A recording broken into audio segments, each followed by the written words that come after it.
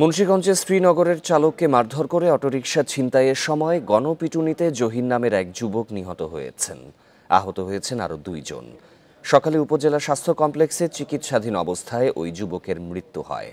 ভোরে অটোরিকশা ছিনতাই করতে গিয়ে স্থানীয়রা তাকে গণপিটুনি দেয়। এই ঈদে জামা জুতো অ্যাক্সেসরিজের ডিসকাউন্ট।